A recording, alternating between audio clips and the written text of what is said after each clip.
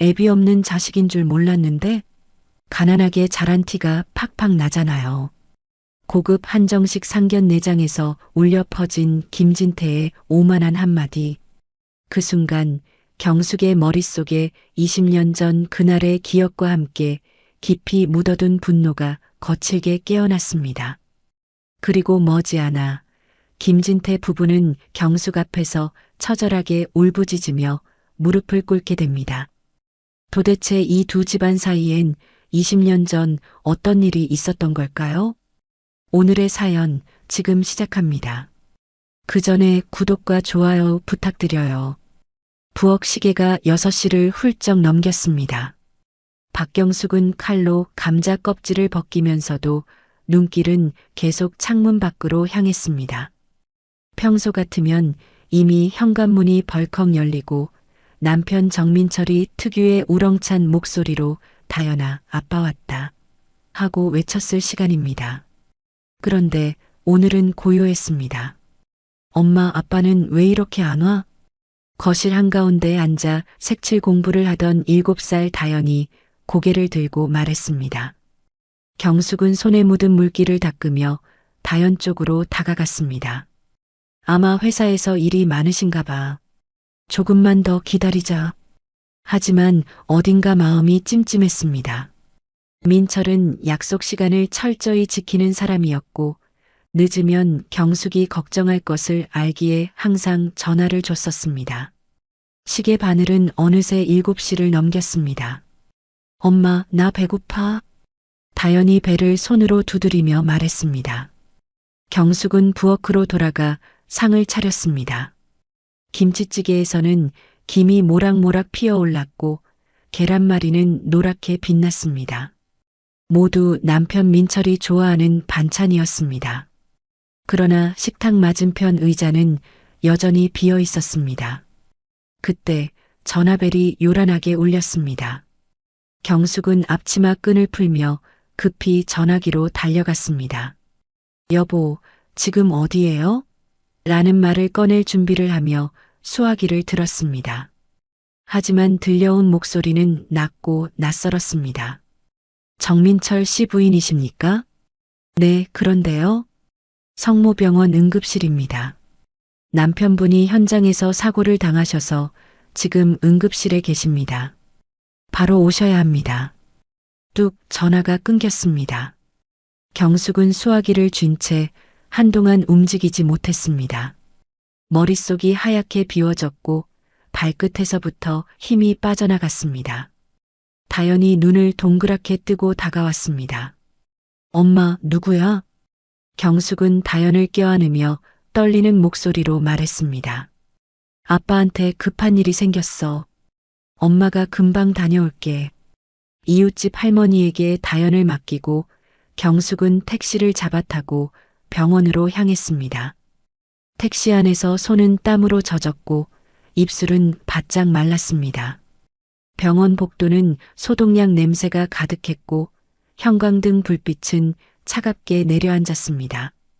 응급실 앞에서 경숙은 간호사에게 다급하게 물었습니다. 저기요, 저희 남편 정민철인데 지금 어디 있어요? 간호사가 안쪽을 가리켰습니다. 경숙은 숨을 몰아쉬며 안으로 달려갔습니다. 그곳에는 하얀 시트로 덮인 민철이 있었습니다. 경숙은 그 손을 잡았습니다.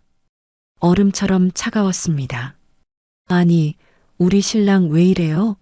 여보, 나왔어, 눈 떠. 나왔다고, 제발 눈 떠.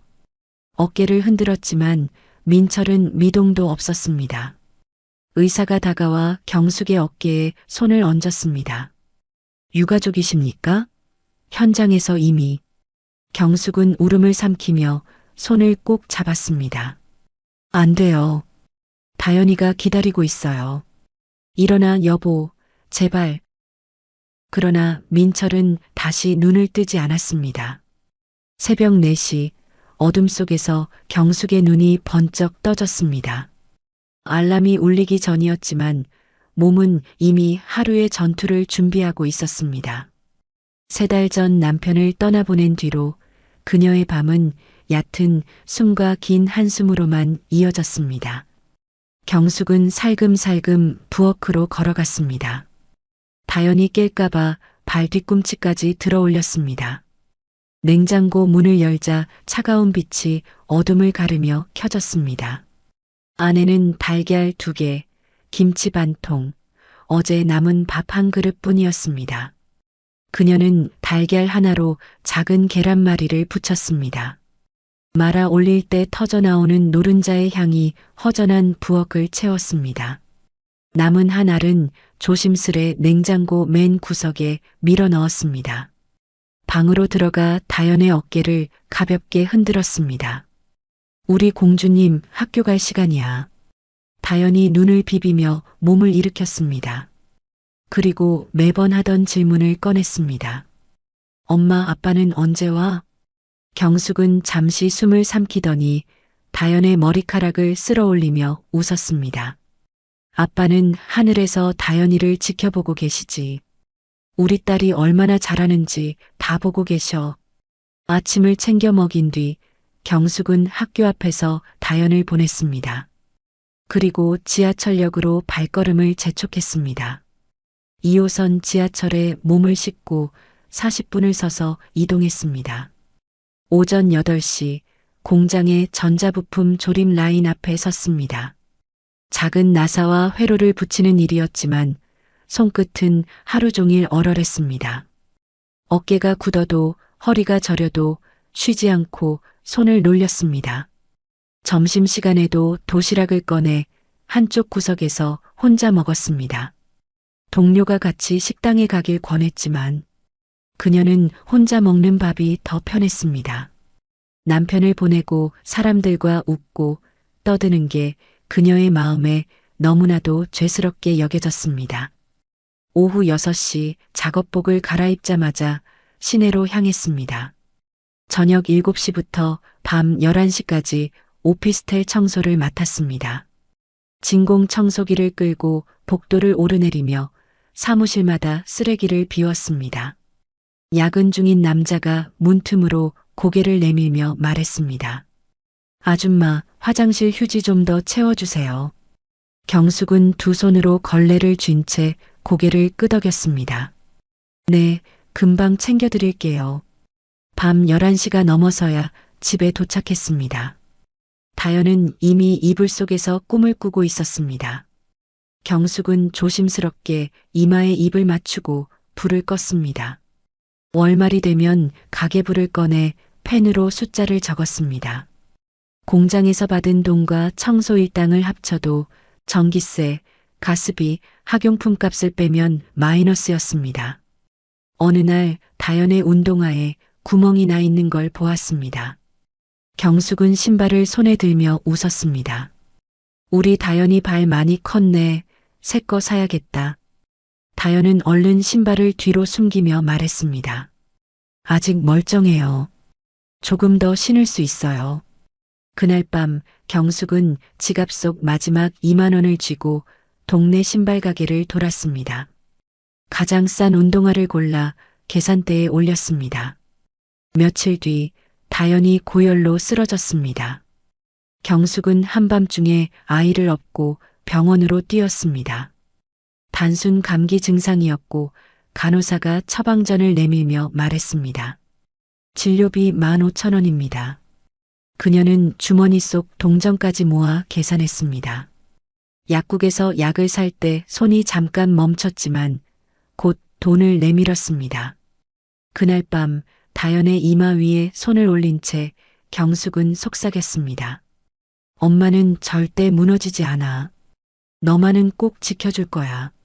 세월이 흐르며 경숙의 손등은 굳은 살로 거칠어졌고 눈가에는 깊은 주름이 늘었습니다.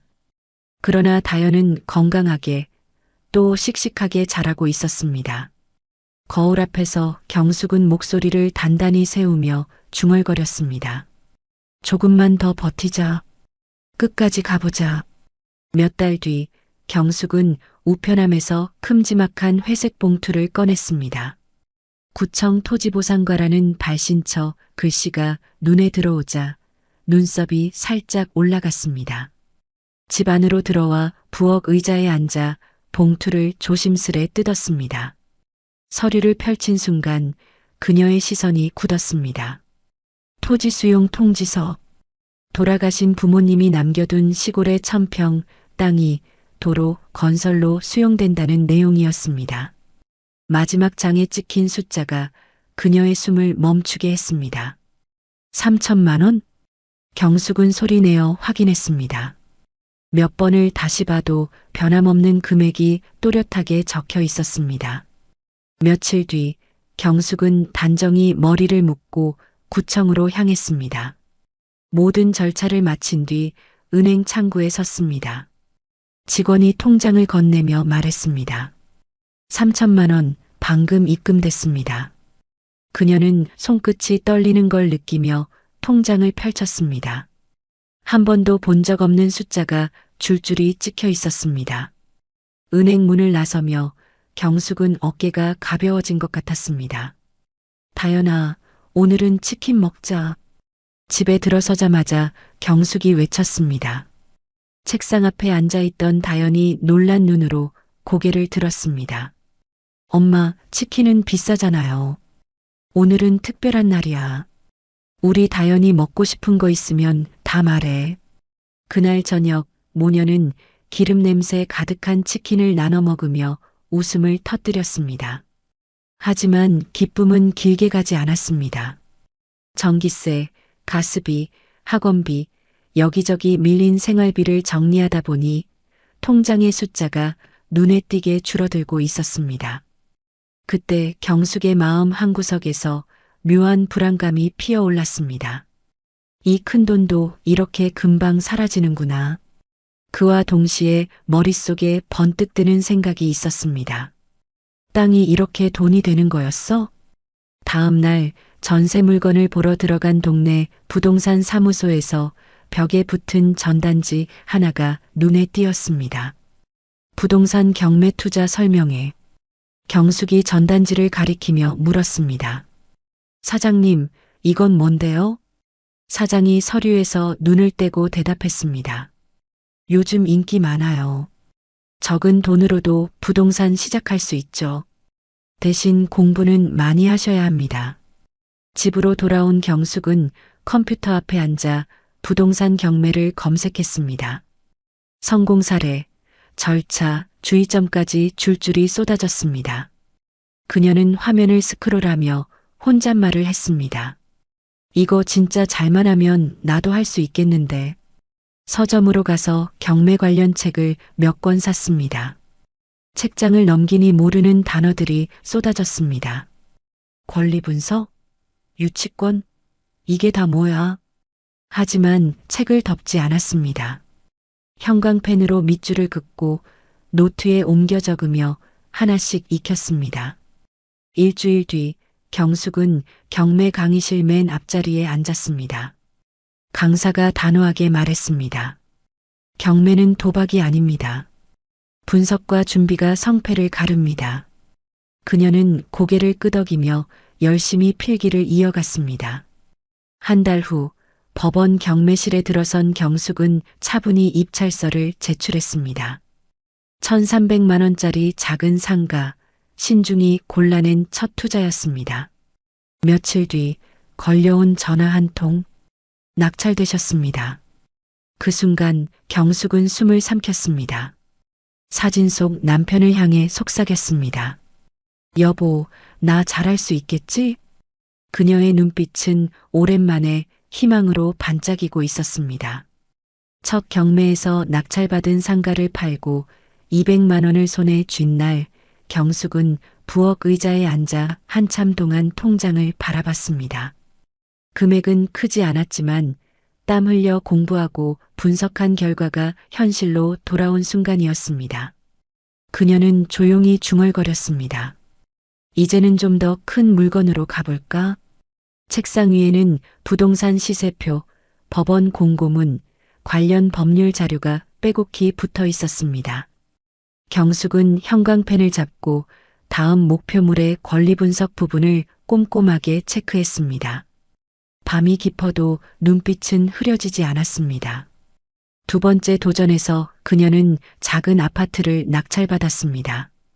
투자금은 1,500만 원, 6달 뒤 매도하며 500만 원의 수익을 올렸습니다. 거실로 들어온 다연이 책상 위 부동산 서적 더미를 보며 웃었습니다. 엄마, 요즘은 책상이 공부방이 아니라 사무실 같아요. 경숙이 웃으며 손에 든 책을 내려놨습니다. 다연이만 공부하는 줄 알았지? 엄마도 시험 준비하듯 하는 중이야. 세 번째, 네 번째 경매도 연달아 성공했습니다. 수익금이 점점 늘어나면서 생활은 조금 나아졌지만 경숙은 검소함을 잃지 않았습니다. 경숙은 여전히 낡은 가방을 메고 버스를 타고 다녔습니다. 수익은 대부분 재투자하거나 다연의 학원비와 교재비로 썼습니다. 어느 날 저녁 경숙이 다연에게 따끈한 미역국을 놓으며 말했습니다. 이제 좋은 학원에 다닐 수 있을 것 같아. 다연이 숟가락을 들다 말고 눈을 크게 떴습니다. 엄마, 학원비 비싼데 괜찮아요? 엄마가 열심히 돈 벌어서 우리 다연이 학원비 준비할 거니까 걱정하지 마. 2년이 지나면서 경숙의 자산은 눈에 띄게 불어났습니다. 하지만 동네 사람들 눈에는 여전히 검소하고 조용한 과부로만 보였습니다. 슈퍼 앞에서 장바구니를 들고 있던 사장이 물었습니다. 경숙 씨, 요즘 잘 지내요? 경숙이 환하게 웃으며 대답했습니다. 그냥 바쁘게 살고 있어요. 애 키우느라 정신없네요. 그녀는 자신의 재정 상태를 아무에게도 털어놓지 않았습니다. 다연이 고등학생이 되자 경숙은 과외 선생님까지 붙여 공부를 도왔습니다. 다연이 책을 덮고 소파에 앉으며 말했습니다. 엄마, 이렇게까지 안 하셔도 돼요. 경숙은 물잔을 건네며 단호하게 대답했습니다. 너는 너가 좋아하는 공부만 열심히 하면 돼. 나머지는 엄마 몫이야. 그날 이후에도 박경숙은 딸이 사람됨으로 평가받기를 바라며 자신의 부와 재산 이야기는 다연에게 철저히 숨긴 채 예전과 다름없는 일상을 이어갔습니다. 어느 저녁 경숙은 거실 구석에 남편 사진 앞에 앉았습니다. 사진 속 민철은 여전히 환하게 웃고 있었습니다. 여보, 우리 딸 진짜 훌륭하게 잘하고 있어. 공부도 잘하고 마음도 곱고. 그녀는 한참 동안 사진을 바라보다 조용히 덧붙였습니다. 좋은 사람으로 키워서 세상에 꼭 필요한 사람 만들 거야. 대학 입시를 앞둔 어느 날 다연이 책을 덮으며 말했습니다. 엄마, 저 법학과에 갈래요. 경숙이 놀란 듯 눈을 들었습니다. 법학과? 왜? 변호사가 돼서 억울한 사람들 돕고 싶어요. 힘없는 사람들 편에 서고 싶어요. 순간 경숙의 가슴이 벅차올랐습니다. 아버지 없이 자란 딸이 세상을 바꾸고자 하는 마음을 품고 있었습니다. 그녀는 다연을 꼭 끌어안으며 말했습니다. 엄마가 끝까지 밀어줄게. 내 꿈 반드시 이루자.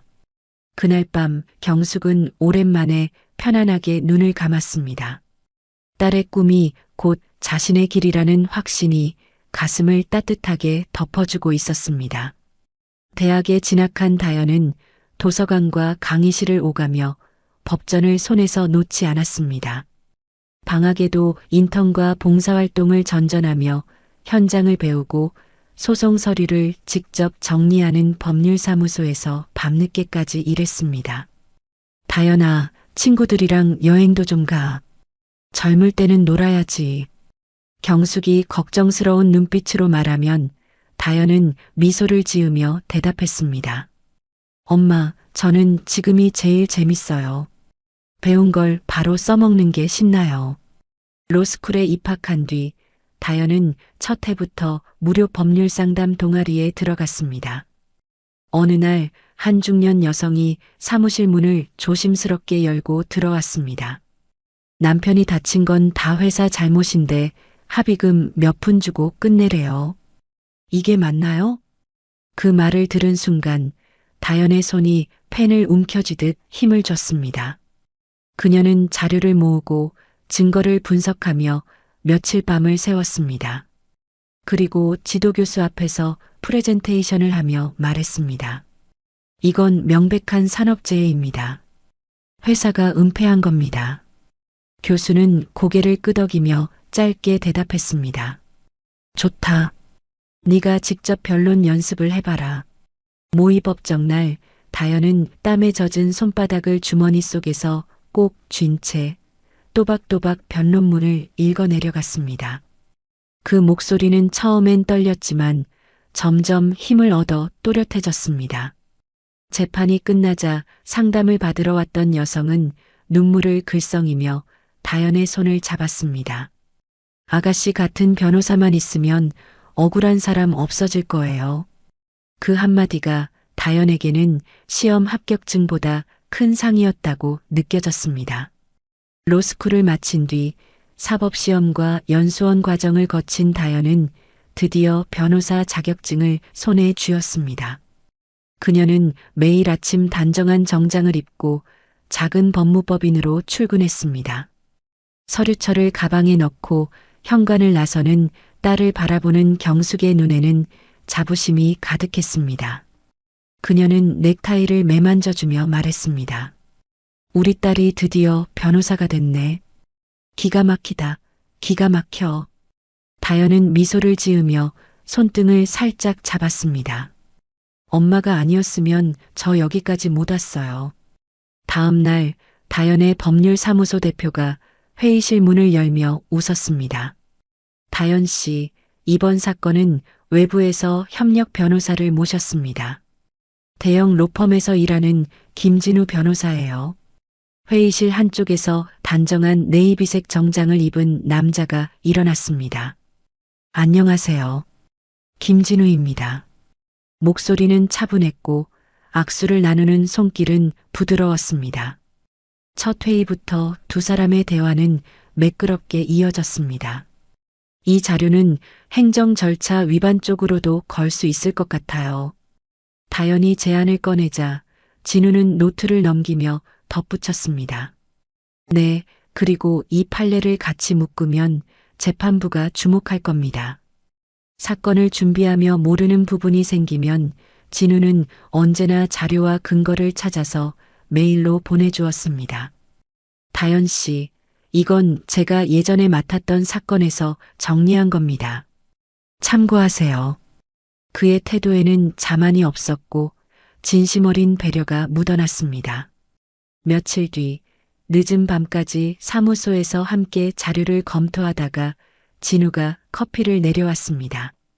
밤새 말 것 같으니 진하게 내렸어요. 괜찮아요?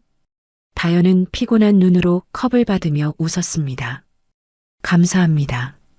김 변호사님. 그렇게 하루, 한 주, 한 달이 쌓였습니다. 비 오는 날이면 진우는 우산을 들고 다연의 버스 정류장까지 함께 걸었고 서류 마감이 끝난 날이면 근처 분식집에서 따끈한 떡볶이와 어묵을 먹으며 하루를 마무리했습니다. 재판 준비가 막바지에 다다른 어느 토요일, 두 사람은 지방 현장을 함께 방문했습니다. 차 안에서 라디오 음악이 흘렀고 창밖엔 황금빛 논이 끝없이 펼쳐졌습니다. 다연이 조용히 말했습니다. 이 사건 꼭 이기고 싶어요. 단순히 승소가 아니라 피해자들이 다시는 억울한 일을 당하지 않게 만들고 싶어요. 진우가 운전대를 잡은 손에 힘을 주며 대답했습니다. 우리 잘할 수 있을 거예요. 며칠 뒤 폭우가 쏟아지던 저녁. 재판 서류를 제출하고 사무소 앞에서 우산 하나를 나눠 쓰고 서 있던 진우가 다연을 불렀습니다. 다연 씨. 그의 표정이 유난히 진지했습니다. 주머니에서 작은 상자를 꺼내며 말을 이었습니다. 처음엔 동료로 만났지만 지금은 그 이상이에요. 사건이 끝나도 평생 제 곁에 있어 주실래요? 상자가 열리자 반짝이는 은빛 반지가 가로등 불빛에 빛났습니다. 다연은 잠시 숨을 고르다 고개를 끄덕였습니다. 비는 여전히 내렸지만 그 순간 두 사람의 마음은 온전히 맑았습니다. 계절이 한번 바뀐 어느 일요일 오후, 다연이 유난히 진지한 얼굴로 경숙 곁에 앉았습니다. 엄마, 드릴 말씀이 있어요. 경숙이 행주로 손을 닦으며 눈을 맞췄습니다. 말해봐. 저 만나는 사람 있는데 결혼 전제로 만나고 있어요. 경숙의 호흡이 잠시 끊겼습니다. 결혼을? 네, 진우 씨가 엄마한테께 인사드리고 싶대요. 다연이 두 손으로 경숙의 손을 감쌌습니다. 경숙은 웃음을 지으며 고개를 끄덕였습니다. 그래, 좋은 일이네. 그럼 만나봐야지. 다음 주 일요일에 상견례 하는 거 어때요? 좋다. 장소는? 호텔 뷔페로 생각 중이에요. 경숙은 마음속으로 계산기를 두드렸습니다. 오랜만에 격식을 차려야 하는 자리에 자신이 어떻게 보여야 할지 머릿속이 분주해졌습니다. 진우 씨 부모님은 어떤 분들이셔? 아버지는 건설회사에서 오래 근무하셨대요. 어머니는 전업주부시고요. 건설회사라는 단어에 경숙의 가슴이 순간 내려앉았습니다. 20년 전 남편의 죽음을 둘러싼 기억이 스쳐갔습니다. 하지만 딸의 웃는 얼굴 앞에서 그 기억을 삼켰습니다. 그날 밤 경숙은 옷장 앞에 서서 상견례에 입을 옷을 골랐습니다. 너무 수수하면 없어 보이고 지나치게 화려하면 가벼워 보일 것 같았습니다. 거울 속 자신을 바라보며 기대와 불안이 뒤섞인 눈빛을 숨길 수 없었습니다. 상견례 당일 경숙은 해가 채 뜨기 전 눈을 떴습니다. 거실 불을 켜고 거울 앞에 섰습니다. 하얀 블라우스를 다림질로 매끈하게 펴고 주름 한 점 없는 검은 정장 바지를 입었습니다. 화장은 단정하게 그러나 색조는 과하지 않게 손을 보았습니다. 방문이 열리며 다연이 고개를 내밀었습니다. 원피스를 입고 머리를 가지런히 묶은 모습이 예뻤습니다. 엄마, 준비 다 되셨어요? 다연이 미소를 띠며 묻자 경숙은 입꼬리를 올렸습니다. 다 됐다. 근데 우리 다연이가 오늘 제일 빛나네. 다연은 엄마의 말에 어깨를 살짝 들썩이며 웃었습니다. 엄마, 좀 떨리시죠? 경숙은 손목시계를 고쳐 차며 말했습니다. 조금 떨리네. 두 사람은 지하철에 올랐습니다. 창밖 풍경이 빠르게 스쳐갔고 경숙은 유리창에 비친 자신의 얼굴을 가만히 바라봤습니다. 강남역에서 내려 한정식 집 앞에 섰을 때 경숙은 잠시 발걸음을 멈췄습니다. 입구부터 고급스러운 기운이 감돌았습니다. 다연아, 여기 너무 비싼 거 아니냐? 다연이 휴대폰을 만지며 답했습니다. 괜찮아요. 진우 씨 아버지가 여기로 하자고 하셨대요. 문을 열고 들어서자 은은한 조명과 나무 향이 풍겼습니다. 직원이 고개 숙여 인사하며 두 사람을 개별실로 안내했습니다. 경숙은 걸음을 옮기며 주위를 살폈습니다. 벽마다 수묵화가 걸려 있었고 바닥엔 발소리조차 묻히는 듯한 카펫이 깔려 있었습니다. 방 앞에 도착하자 다연이 문을 열었습니다. 아직 상대는 도착하지 않았습니다. 테이블 위엔 물잔과 반찬이 가지런히 놓여 있었고 경숙은 가방을 옆에 내려놓으며 자리에 앉았습니다. 어떤 분들일까 경숙이 낮게 중얼거리자 다연이 엄마의 손을 잡았습니다. 좋은 분들이실 거예요. 진우 씨 보면 알아요.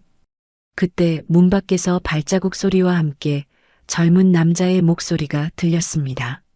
문이 열리며 단정한 양복 차림의 김진우가 들어왔습니다. 허리를 숙이며 인사했습니다. 안녕하세요. 김진우입니다. 경숙도 자리에서 일어나 고개를 숙였습니다. 네, 다연이 엄마 박경숙입니다. 김진우는 다연을 바라볼 때 눈빛이 한결 부드러워졌습니다. 부모님도 곧 오실 거예요. 말이 끝나자 복도에서 중년 남녀의 대화 소리가 가까워졌습니다.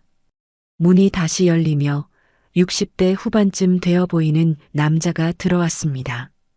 회색 머리를 빗어넘기고 짙은 감색 양복을 입었습니다. 뒤이어 명품 원피스와 화려한 액세서리를 한 여자가 들어왔습니다. 그 순간 경숙은 남자의 얼굴에서 묘한 낯섦과 익숙함이 뒤섞인 기운을 느꼈습니다. 남자가 손을 내밀며 말했습니다. 김진태입니다. 경숙은 그의 얼굴을 잠시 응시한 뒤 손을 잡았습니다. 박경숙입니다. 진우의 어머니가 날카로운 미소를 지으며 말했습니다. 최금실이에요. 모두 자리에 앉자 잠깐의 정적이 흘렀습니다.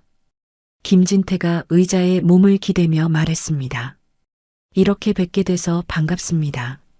경숙은 미소를 지으며 짧게 대답했습니다. 저도 반갑습니다. 식사가 시작되자 대화가 조금씩 풀렸지만 경숙은 내내 김진태의 시선과 말투를 의식했습니다.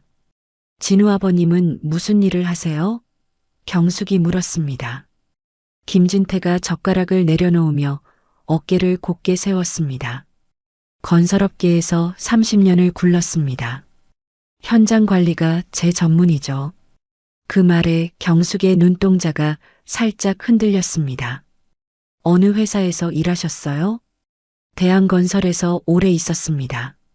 큰 현장들, 아파트며 빌딩이며 맡아봤죠. 대한건설. 그 이름이 경숙의 머릿속 어딘가를 세게 두드렸습니다. 김진태가 경력을 늘어놓을수록 경숙의 심장은 점점 빨라졌습니다. 머릿속 깊은 곳에서 오래 묻혀있던 기억이 불쑥 고개를 들기 시작했습니다. 김진태는 두 손을 깍지 낀 채 자랑하듯 말을 이어갔습니다. 제가 맡았던 현장들은 다들 아실만한 대형 프로젝트였습니다. 고층 빌딩, 아파트 단지 이름만 대면 다 아실 거예요. 그의 입꼬리가 천천히 올라갔습니다. 경숙은 젓가락을 쥔 손가락에 힘이 잔뜩 들어갔습니다. 아, 그러시군요. 짧게 대답했지만 목소리 끝이 단단하게 굳어 있었습니다.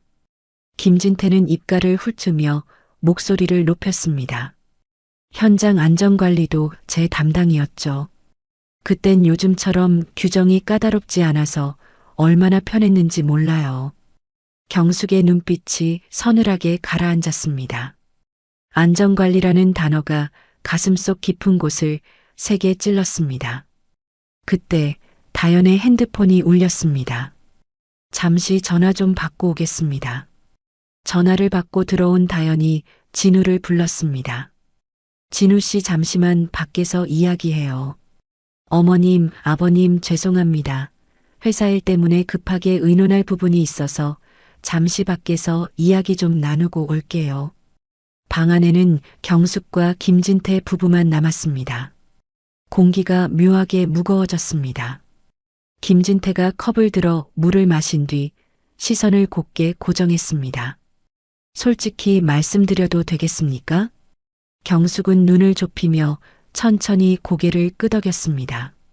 네, 편하게 말씀하세요. 김진태는 상체를 살짝 앞으로 기울였습니다. 사실 저희는 조금 당황했습니다.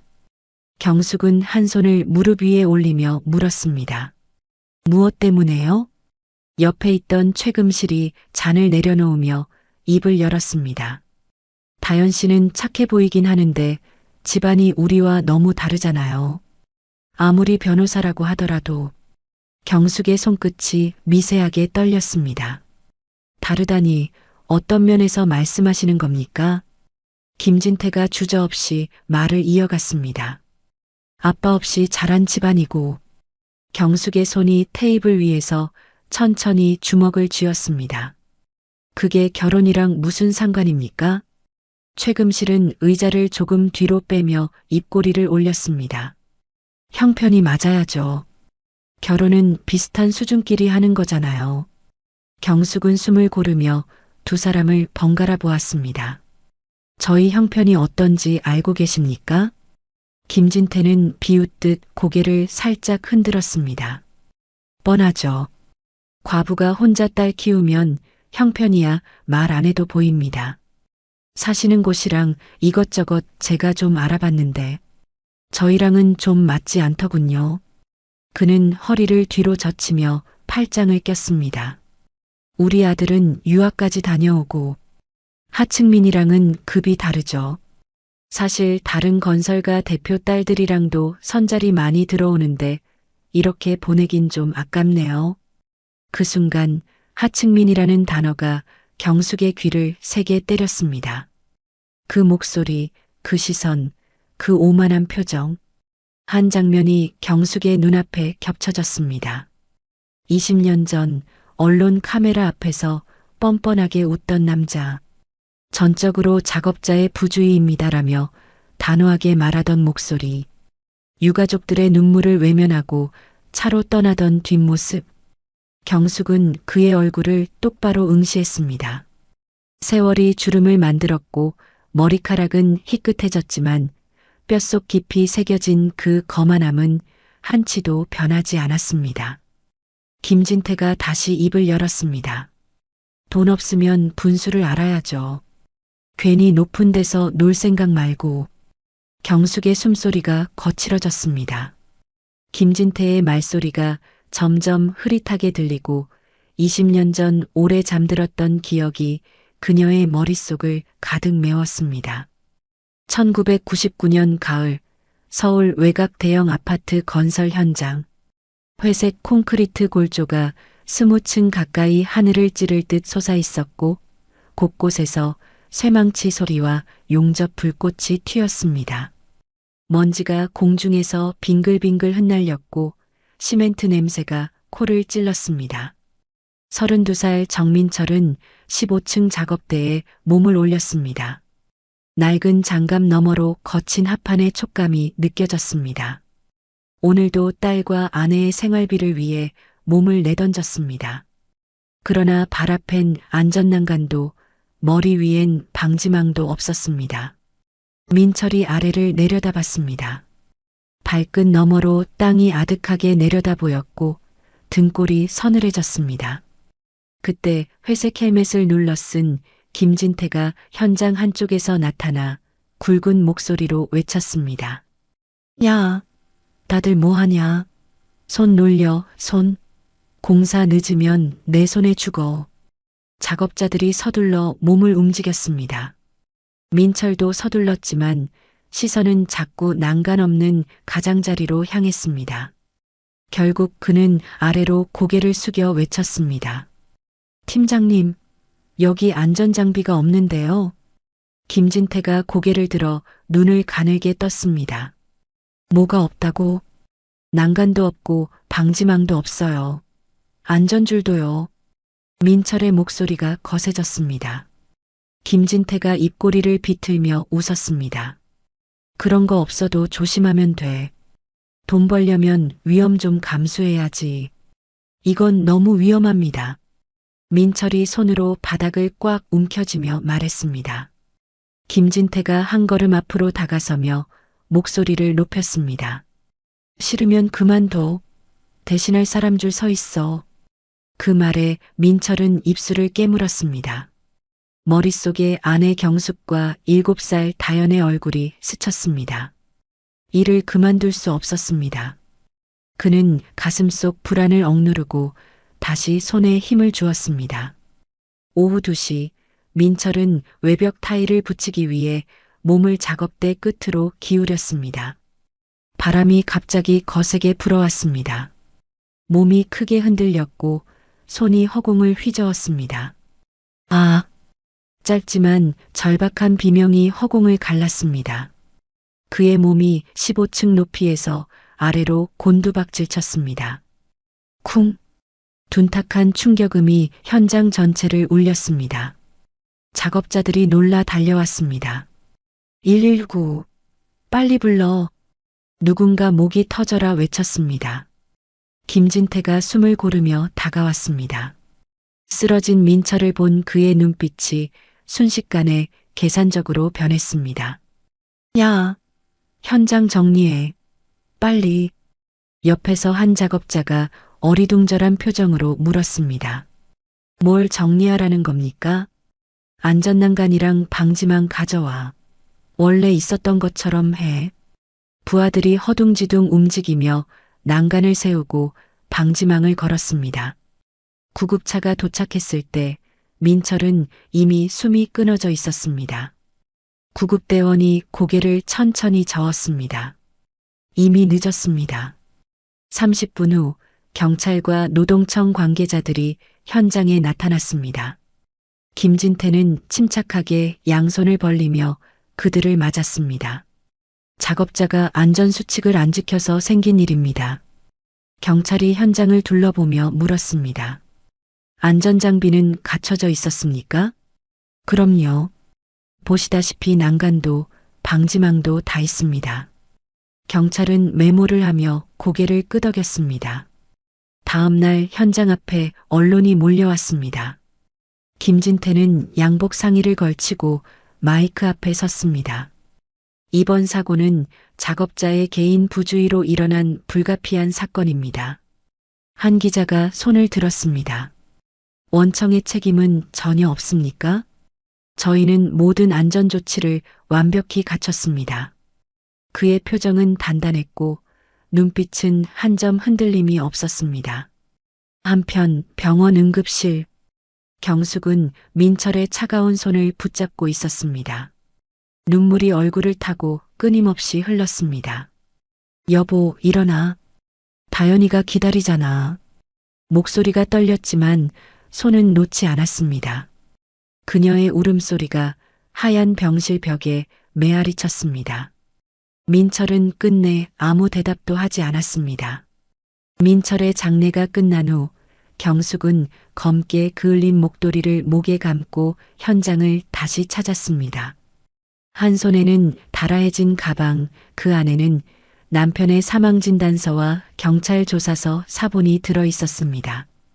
그녀는 점심 무렵 휴게실에서 담배를 피우던 작업자들에게 다가갔습니다. 저 잠깐만요. 남편 사고 보셨죠? 그날 난간 없었던 거 기억하시죠? 경숙이 조심스럽게 묻자 작업자 셋이 서로 눈치를 주고받았습니다. 한중년 작업자가 담배를 비벼 끄며 낮게 말했습니다. 아줌마, 우리도 먹고 살아야 해서요. 회사에서 시키면 시키는 대로 해야죠. 다른 젊은 작업자는 모자를 눌러쓰고 고개를 돌렸습니다. 그때 뭐가 있었는지 난 몰라요. 그냥 일하느라 정신없었어요. 경숙은 두 손을 꼭 모아 쥐었습니다. 제발 진실을 말해주세요. 제 남편이 잘못한 게 아니잖아요. 그러나 그들은 하나같이 의자를 밀치고 자리에서 일어나 마치 모르는 사람 대하듯 그녀를 지나쳤습니다. 그날 이후 경숙은 일주일 동안 동네 막걸리집, 고시원, 하숙집까지 찾아다니며 당시 현장에 있었던 작업자들을 만났습니다. 하지만 돌아오는 대답은 늘 같았습니다. 우리도 잘리고 싶진 않아요. 괜히 증언했다가 다른 데서도 일 못해요. 그냥 잊고 사세요. 그녀의 발걸음은 점점 무거워졌고 목소리도 쉰 채로 갈라졌습니다. 경숙은 그 길로 변호사 사무실을 찾아갔습니다. 사무실 책상 너머에서 서류를 넘기던 변호사가 고개를 들었습니다. 산업재해 소송은 길고 복잡합니다. 증인도 없고 자료도 부족하네요. 그럼 어떻게 하면? 착수금만 최소 500만 원, 증거 확보 비용은 따로 들어갑니다.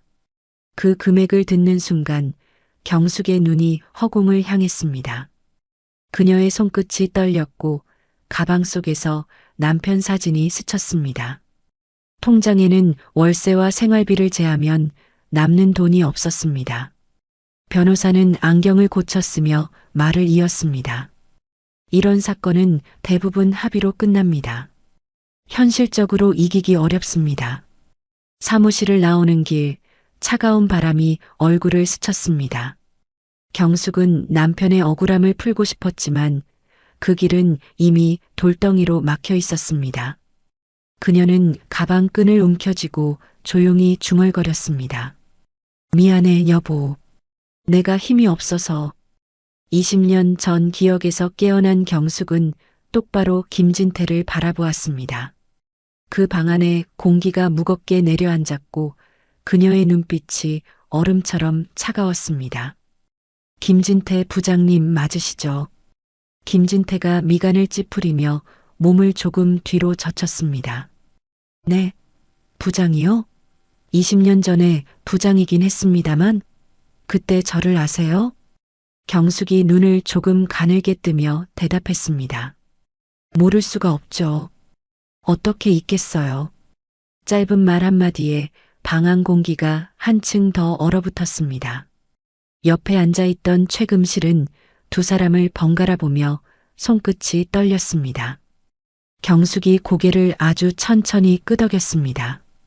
20년 전 우리 남편이 안전장치 하나 없이 15층에서 떨어져 죽던 날 기억나십니까? 김진태의 눈빛이 순간 흔들렸습니다. 정민철, 혹시 그 이름 기억나세요? 경숙이 단호하게 묻자 김진태는 목을 가다듬으며 시선을 피했습니다. 아, 그때 그 일. 경숙이 바로 말을 잘랐습니다. 그때 그 일?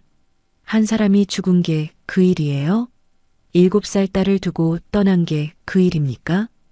김진태는 어이없다는 듯 코웃음을 쳤습니다. 그건 작업자가 안전수칙을 안 지켜서 생긴 일입니다. 나한테 책임을 묻는 건 말이 안 되죠. 그 사람이 방심해서 생긴 일 가지고 유난 떨기는. 경숙이 바로 말을 잘랐습니다. 방심? 난간도 없고 방지망도 없는 곳에서 일 시켜놓고 그게 방심입니까? 김진태가 턱을 치켜들며 비웃었습니다. 위험하면 안 하는 거죠. 싫으면 그만두든가. 다들 그렇게 일하면서 문제 없었어요. 옆에서 최금실이 남편 쪽으로 몸을 틀며 거들었습니다. 아니, 우리 남편이 무슨 죄예요? 다 법대로 규정대로 한 건데. 그렇게 오래 지난 일을 왜 지금 들춰내요? 경숙이 시선을 최금실로 옮겼습니다. 안전관리비 빼돌리고 안전교육 한 번 없이 작업자들 내몬 것도 규정대로입니까? 최금실이 팔짱을 더 꽉 끼며 목소리를 높였습니다. 그런 얘기 함부로 하지 마세요. 증거도 없으면서. 경숙이 숨을 한번 고르고 다시 쏘아붙였습니다. 사고 나니까 부하들 시켜서 안전장비 설치하고 원래 있었던 것처럼 꾸민 것도 아니라고 하실 겁니까? 김진태가 단호하게 대답했습니다. 그건 현장 정리였어요. 언론에서 오해하면 곤란하니까. 그리고 기자들 앞에서 뭐라 했죠? 작업자의 부주의라고. 김진태가 팔을 벌리며 말했습니다. 그게 사실이니까요. 나한테 뭐라고 하지 마세요. 경숙의 눈빛이 매서워졌지만 김진태는 미동도 하지 않았습니다. 당신 때문에 우리 아이가 20해를 아버지 없이 살았습니다. 김진태가 고개를 저으며 냉소했습니다. 그건 내 탓이 아닙니다.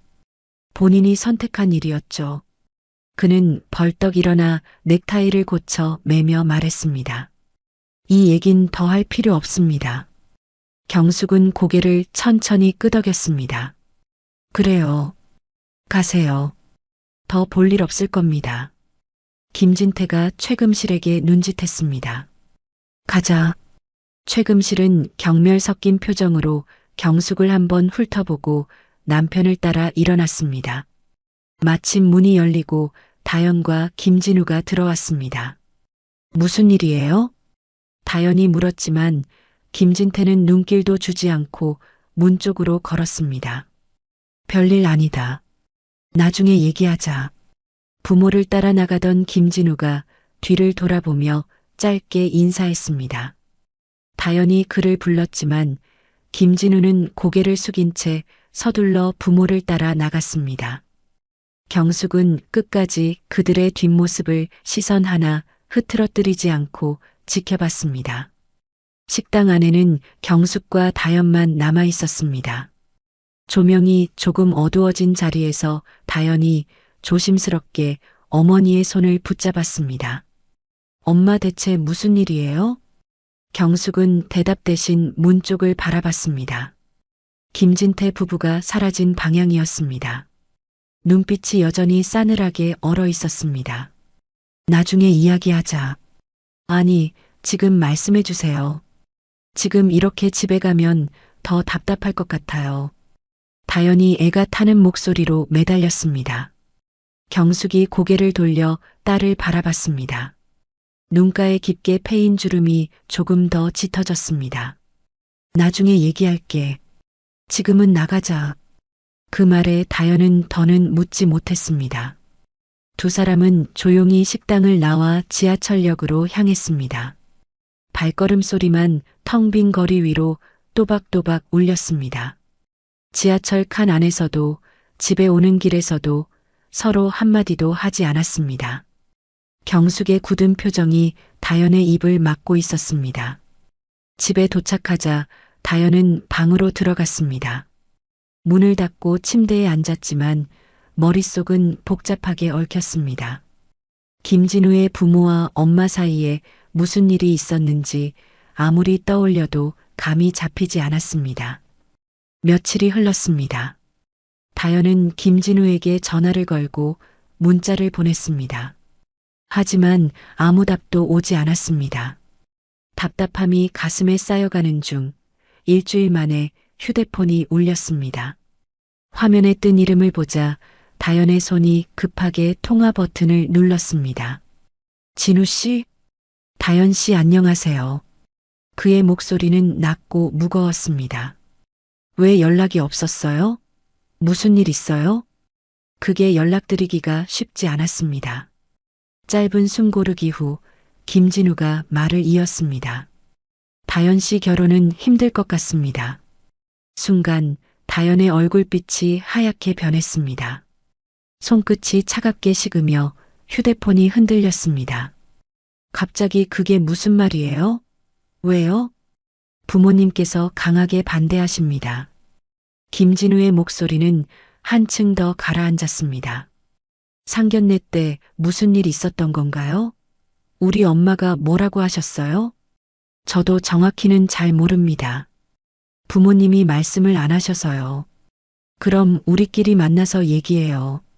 뭔가 오해가 있는 것 같아요. 다연의 목소리가 점점 애타게 떨렸습니다. 잠시 침묵이 흘렀습니다. 김진우가 낮게 대답했습니다. 저도 어떻게 해야 할지 모르겠습니다. 부모님 반대가 워낙 강해서. 진우 씨도 저랑 헤어지고 싶은 거예요? 그건 아닙니다. 하지만 부모님을 무시할 수가 없습니다. 다연의 눈가가 뜨겁게 달아올랐습니다. 그럼 어떻게 하자는 거예요? 미안합니다, 다연 씨. 정말 미안합니다. 뚝 하고 전화가 끊겼습니다. 다연은 휴대폰을 든 채로 멍하니 서 있었습니다. 공허함이 한꺼번에 밀려오자 다리가 풀려 바닥에 주저앉았습니다. 왜 갑자기 왜? 목소리가 흐느낌으로 번졌습니다. 그때 경숙이 방문을 열고 나왔습니다. 울음을 삼키는 소리를 듣고 걸음을 재촉했습니다. 바닥에 앉아있는 딸을 본 경숙의 가슴이 저릿하게 죄어들었습니다. 다연아. 경숙이 옆에 앉아 등을 천천히 어루만졌습니다. 엄마 진우 씨가 헤어지자고 해요. 이유도 안 말하고. 다연이 어머니 품에 얼굴을 묻었습니다. 눈물이 끊임없이 흘렀습니다. 경숙은 딸을 안으며 숨을 고르더니 조용히 눈을 감았습니다. 엄마 상견례 때 무슨 일이 있었던 거예요? 제발 말해주세요. 경숙이 눈을 떴습니다. 목소리가 낮지만 단단했습니다. 다연아, 네가 알아야 할 이야기가 있어. 경숙이 천천히 거실로 걸어나와 다연을 불렀습니다. 손에는 묵직한 낡은 앨범이 들려 있었습니다. 표지 위로 쌓인 먼지를 손바닥으로 훑자 하얀 가루가 공중에 흩날렸습니다. 앨범을 쥔 손끝이 미세하게 떨리고 있었습니다. 다연아, 여기 앉아봐. 경숙이 거실 중앙 탁자를 손바닥으로 탁 치며 말했습니다. 엄마가 내게 그동안 말 못한 이야기가 있어. 다연은 눈가를 훔치며 어머니 옆으로 다가와 앉았습니다. 경숙이 앨범을 펼치자 젊은 남자의 사진이 빼곡하게 나왔습니다. 헬멧을 쓰고 환하게 웃는 모습, 거친 현장에서 찍힌 모습, 작업복에 먼지를 뒤집어 쓴 모습까지 담겨 있었습니다. 너네 아빠 정민철. 경숙이 사진 한 장을 집어 다연 앞에 내밀었습니다. 사진 속의 남자는 활짝 웃고 있었지만 눈동자 깊숙이 피곤이 묻어 있었습니다. 엄마 이렇게 젊었을 때 돌아가신 거예요? 다연이 사진 위로 손가락을 올리며 물었습니다. 경숙이 잠시 숨을 고르고 깊게 가라앉은 목소리로 말했습니다. 내 아버지는 단순한 사고로 죽은 게 아니야. 다연의 눈이 커졌습니다. 그게 무슨 말이에요? 안전장치 하나 없는 현장에서 15층에서 추락해서 돌아가셨어. 난간도 없고 방지망도 없었어. 경숙이 앨범 속 포켓에서 접힌 신문 조각들을 꺼냈습니다. 빛바랜 종이 위에는 건설 현장 작업자 추락사라는 큼지막한 제목이 박혀 있었습니다. 여기 봐, 기사가 뭐라고 돼 있나? 다연이 기사 내용을 읽고 얼굴이 굳어졌습니다. 작업자 부주의로 인한 사고. 경숙이 목소리를 높이며 고개를 끄덕였습니다. 그래. 원청 건설회사가 안전관리비를 빼돌려 놓고 책임을 내 아버지한테 다 떠넘겼어. 그 순간 경숙이 또 다른 서류 봉투를 꺼내 놓았습니다. 거기에는 당시의 수사 기록과 진술서 사본이 들어 있었습니다. 아버지가 일하던 현장 총괄이 누구였는지 아니? 다연은 고개를 저었습니다. 경숙의 입술이 단단히 다물렸다가 날카롭게 열렸습니다. 김진태, 김진우 아버지야. 다연의 손이 떨렸습니다. 설마 그분이? 맞아. 언론 앞에서 작업자의 부주의라고 말했어. 교육 한 번 안 시키고 위험한데 올려보내놓고. 경숙의 두 눈에는 20년 동안 눌러온 분노가 거침없이 번졌습니다. 20년이나 세월이 흘렀는데도 그 오만한 표정 하나도 안 변했더라. 다연이 아버지 사진을 끌어안고 눈물을 쏟았습니다. 아버지 몰랐어요. 죄송해요. 경숙이 딸의 어깨를 감싸 안으며 낮게 말했습니다. 엄마가 더 미안해. 너무 늦게 말해서. 잠시 울음이 가라앉자 다연이 힘없이 중얼거렸습니다. 진우 씨 부모님이 결혼 반대하는 이유가 그거였군요. 과거가 드러날까 두렵겠지. 다연이 고개를 들며 경숙을 똑바로 바라봤습니다. 엄마, 이제 어떻게 해야 해요? 경숙이 한동안 생각에 잠기더니 단호하게 입을 열었습니다. 진실을 밝혀야지. 너 변호사잖아. 다연의 눈빛이 매섭게 바뀌었습니다. 아버지 사건 다시 조사하자는 거죠? 그래. 진짜 책임자들 죗값 치르게 해야 해. 다연은 깊게 숨을 들이쉬고 고개를 끄덕였습니다. 좋아요. 이게 제가 변호사가 된 이유일지도 몰라요. 그때 경숙이 조심스레 은색 봉투를 꺼냈습니다.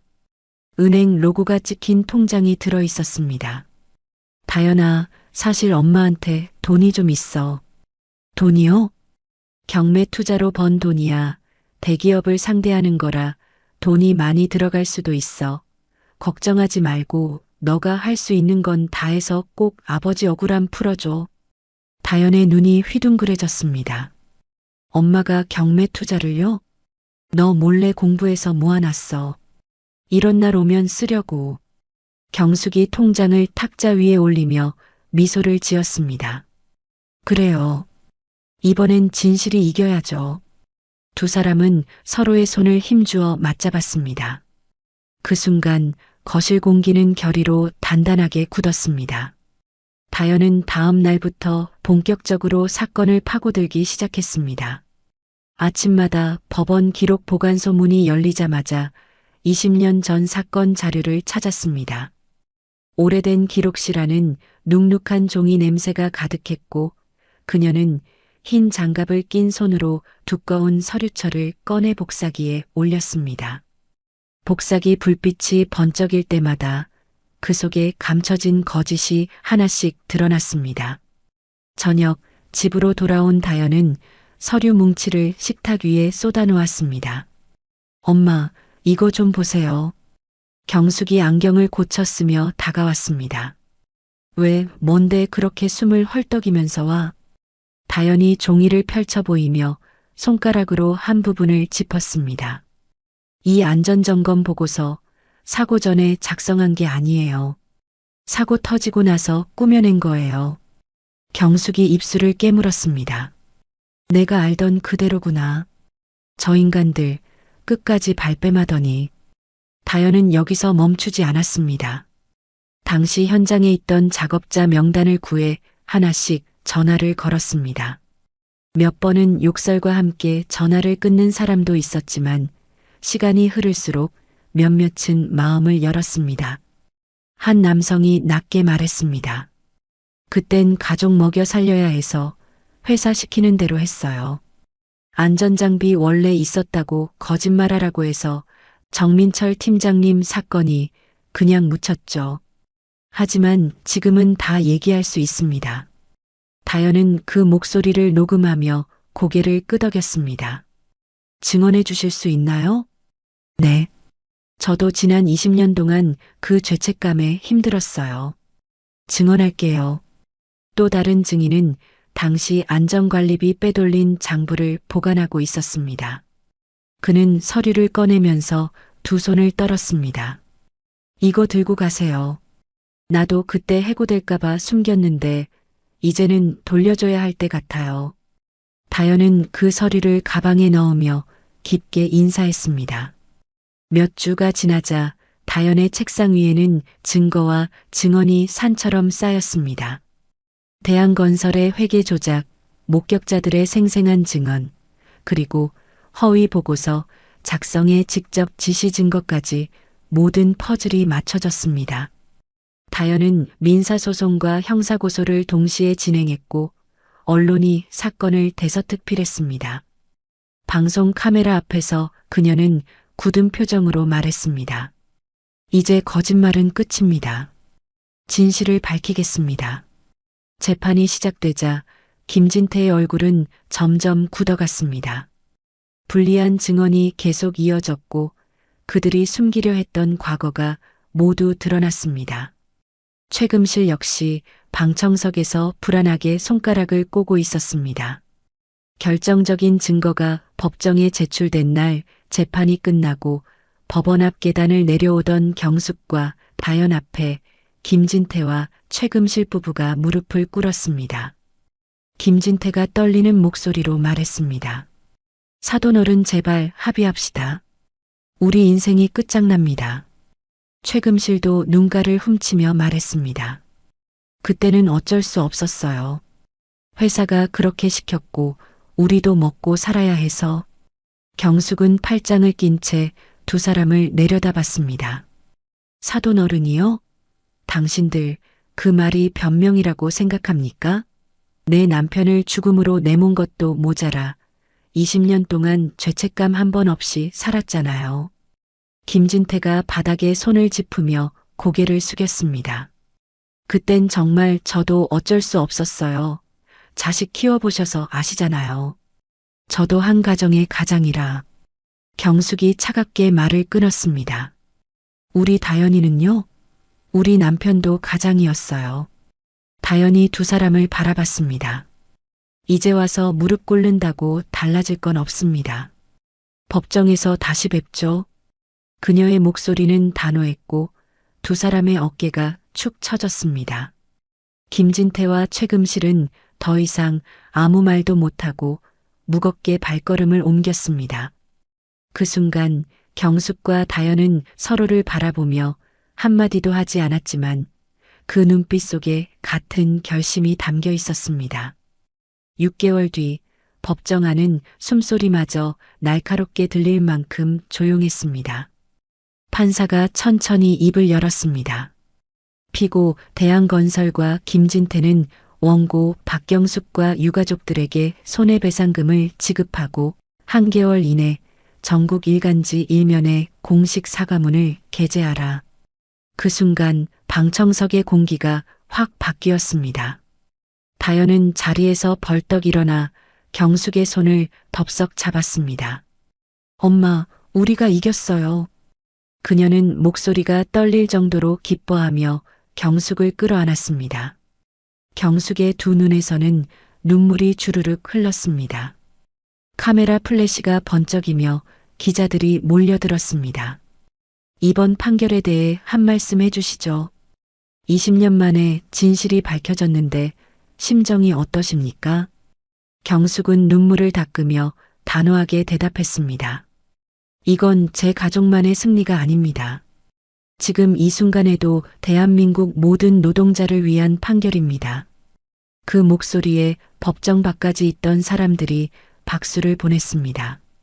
그날 밤 경숙은 남편의 사진 앞에 앉았습니다. 여보, 이제 편히 쉬어.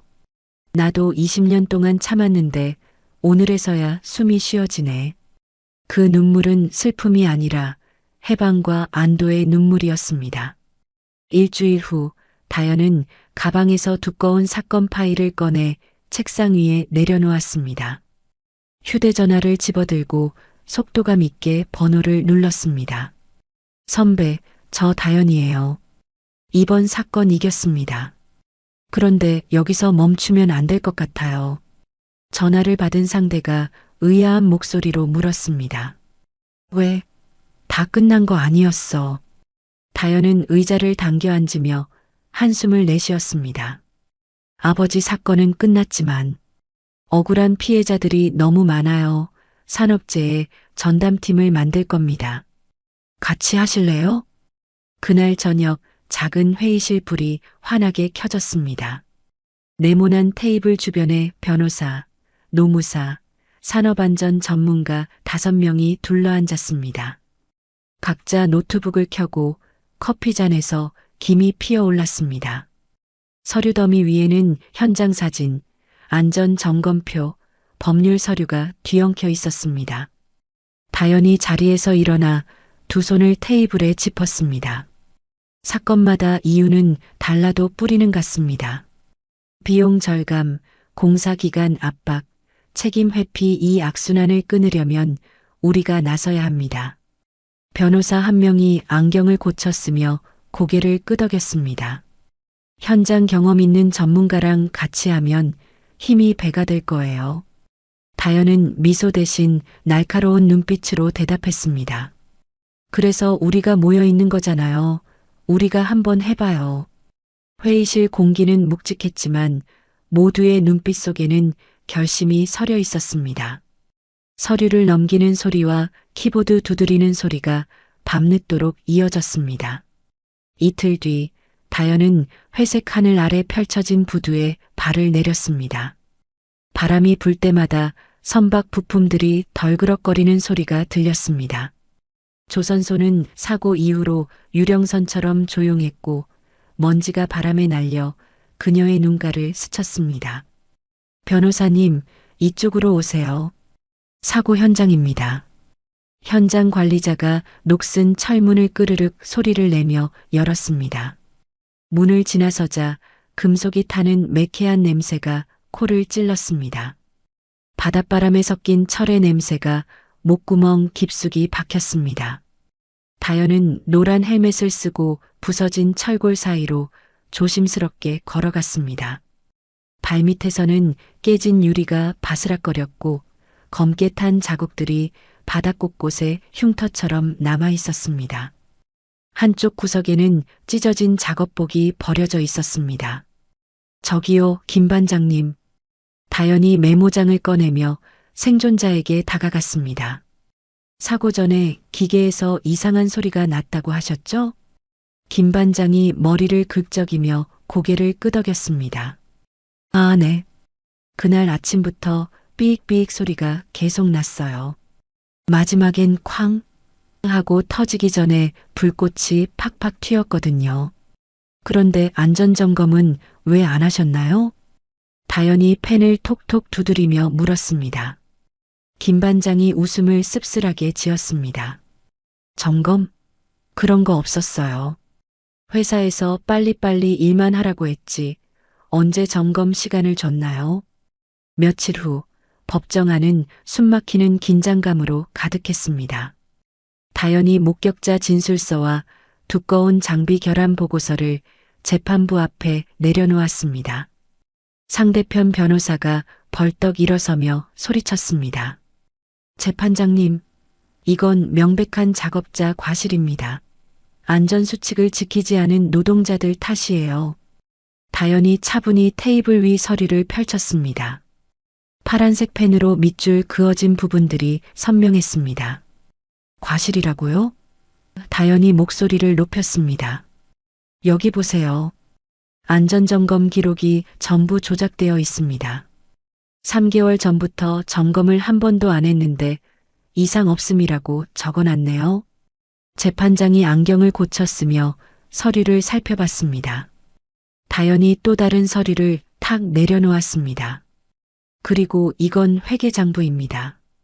안전관리비 3천만 원을 빼돌려서 임원 회식비로 썼어요.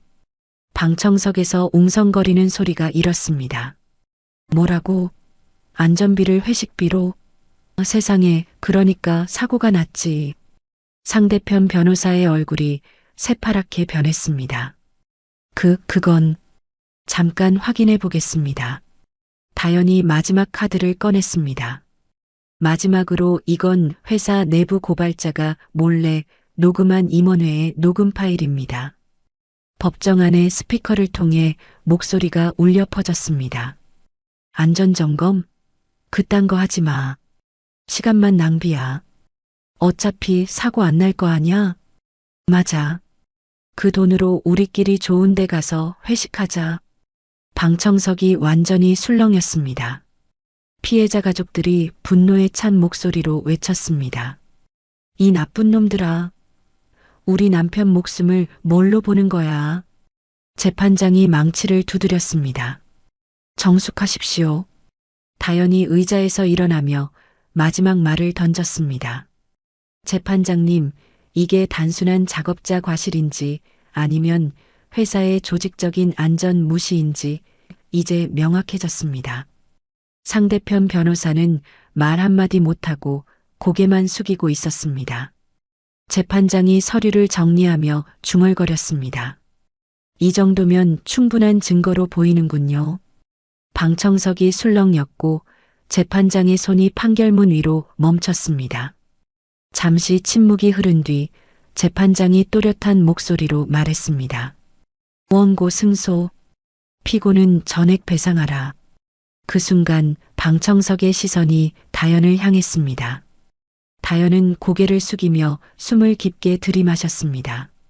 이번만큼은 진실이 이겼습니다. 그 다음 사건은 한밤중에 벌어진 물류창고 화재였습니다. 다연은 잿더미 위를 걸으며 녹아내린 스프링클러 잔해를 살폈습니다. 그날 비상구가 잠겨 있었어요. 우리 애가 거기서. 한 어머니가 울음을 참으며 다연의 소매를 붙잡았습니다. 다연은 그 손을 꼭 잡았습니다. 걱정 마세요. 꼭 밝혀내겠습니다. 조사 끝에 드러난 건 충격적이었습니다. 창고 소유주가 보험금을 노리고 소방 점검 보고서를 조작했던 겁니다. 법정에서 다연은 영상 자료를 재생했습니다. 화면 속에는 연기 속에서 비상구 문을 두드리는 노동자들의 모습이 그대로 담겨 있었습니다. 방청석에서는 탄식이 터져 나왔습니다. 이게 과실입니까? 아니면 살인입니까? 다연의 목소리에 판사의 손이 서류 위에서 멈췄습니다. 다연의 사무실 책상 위에는 하루가 멀다 하고 새로운 사건 서류가 쌓였습니다. 농촌 비닐하우스에서의 열사병 사망, 고층 외벽 청소 중 추락, 공장의 유독가스 중독. 하루하루가 싸움의 연속이었습니다. 경숙도 딸 곁에서 부지런히 움직였습니다. 진술은 제가 같이 준비해 드릴게요. 힘드시면 잠깐 쉬시죠. 경숙이 유가족에게 따뜻한 차를 내밀며 말했습니다. 그 따뜻함 덕분에 피해자 가족들은 불안 속에서도 버틸 수 있었습니다. 전국에서 사건 의뢰가 몰려오자 다연은 지방 출장까지 마다하지 않았습니다. 차창 밖으로 스쳐가는 풍경 속에서 그녀의 눈빛은 변함없이 날카로웠습니다. 봄날 오후 다연은 한 판결문을 손에 들고 사무실 문을 열었습니다. 경숙이 서류를 받아들고 천천히 펼쳤습니다. 두 사람의 손끝이 닿았습니다. 엄마, 우리 잘하고 있는 거죠? 다연이 웃으며 물었습니다. 경숙은 고개를 끄덕이며 말했습니다. 그럼 아버지도 하늘에서 웃고 계실 거야. 창밖 햇살이 두 사람의 얼굴을 비추고 있었습니다. 그들의 발걸음은 이번엔 두려움이 아닌 확신으로 향하고 있었습니다. 오늘 이야기 어떠셨나요? 혹시 끝까지 함께 해주신 분이 계시다면 잘 들었다고 댓글 하나만 남겨주세요. 여러분에게도 따뜻하고 빛나는 날들이 찾아올 거예요. 구독과 좋아요는 다음 이야기를 이어가는 큰 힘이 됩니다. 지금까지 오늘도 사연이었습니다. 더 깊고 따뜻한 이야기로 다시 찾아뵐게요. 편안한 하루 보내세요. 감사합니다.